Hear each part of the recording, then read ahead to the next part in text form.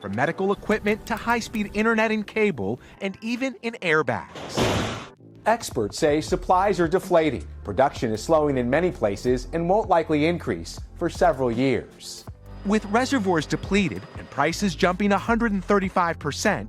Hey everyone, so many of us rely on medical aid. The world is finding out that they're critically low on a natural gas that the medical field is growing very worrisome about. As the natural gas shortage grows, the medical field is finding out that they are getting worrisome low on something they need. With that, our low reserve in Texas growing even lower has doctors freaking out because there is no replacement to this. And that's right, with Russia being our savior with our problem here in the United States and other countries, this current geopolitical world crisis is leaving us with no hope in sight. And that means many people may not get the medical attention that they need. The information you guys should know coming right up.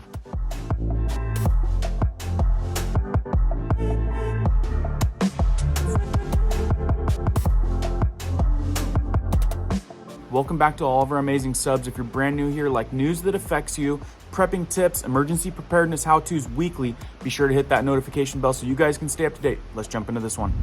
So that's right, we are running out of something new that's got the doctors crazy worried. So in this video, we're gonna go over the what, the why, and what you can expect, which is a bit shocking. So when I read this article, I figured this might affect some of our community. So I wanna get the information out to you. It's right up there with natural gas shortages and concerning more stuff I figured y'all might wanna know. So this health news article reads, the world is running out of helium. Here's why doctors are worried.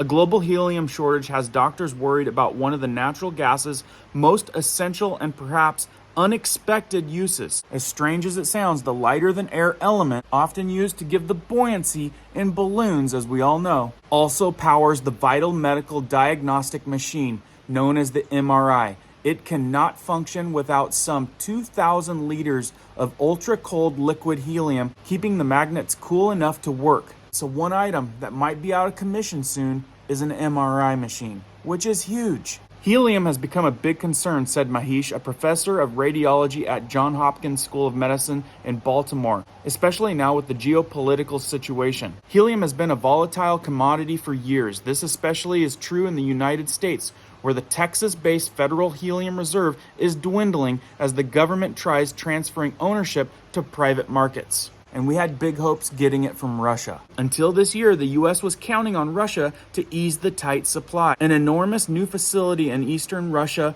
was supposed to supply nearly 1/3 of the world's helium. But the war in Ukraine has stopped the trade between the two countries. So now we've got 4 out of the 5 helium suppliers rationing helium, not selling it to the less essential folks. So if you're at the grocery store or the party store and you notice that the helium station is shut down for filling up balloons, now you know why. The report says hospitals haven't canceled patients' MRIs or shut down machines yet. They have seen the helium cost rise at an alarming rate. Reservoirs depleted and prices jumping 135%. Even local party stores can't fill those graduation balloons so many want. I never thought I was going to have a problem finding helium. I never thought that was an issue. But without an end in sight for helium shortages, the future of MRIs remain uncertain. So the way it looks like to me is they may start triaging the patients who need MRIs, only giving it to the most crucial patients, which means when an MRI could have been super beneficial to your situation, you just may not get it now. If you're not sure what the MRI does, the massive machine provides high-resolution images that allow doctors to see details in organs, bones, and tissues that may not show up on X-rays. So like I said, this is a very valuable tool on diagnosing people's problems, especially when it comes to catching things before it's too late. Some of these things consist with diagnosis of brain tumors, strokes, spinal cord injuries, liver disease, and cancer. The 3D images experts say are irreplaceable. This picture right here is an MRI scanner at Altona Children's Hospital in Hamburg, Germany. A machine that pulses of radio waves then tells the machine's sensors which tissues are where, and then the machine renders a valuable image. So you understand how the helium works with this machine, Keeping an MRI's magnetic current superconductive requires extreme cold. That's where helium comes in, with a boiling point of minus 452 degrees Fahrenheit. Liquid helium is the coldest element on Earth, and it gets pumped into the MRI magnet. That is so that the current can travel resistant-free. Mahesh, the professor, said that helium is how the magnetic continuously exists. It's an essential commodity. So you might wonder, how much helium does one of these MRI machines use? At any point, an MRI machine contains about 2,000 liters of liquid helium. Those suppliers need to replenish the helium that boils off. Mahesh estimates that the MRI machine uses about 10,000 liters of liquid helium over its lifespan. All the way back in 2015, there was roughly 12,000 machines in the US, making MRIs one of the biggest helium consumers in the world, far above balloon stores. In contrast, spectators who have estimated 400,000 cubic feet of helium to thank for suspending all of the tractor-sized trailers of balloons in the Macy's Thanksgiving Day Parade. Converted to liquid form, that helium would have kept about 2 MRIs operating for their lifespan. So the big question is there a fix to this problem? The report reads, no quick fix, as there's no other element that is cold enough for the MRI. And it states that there is no alternative.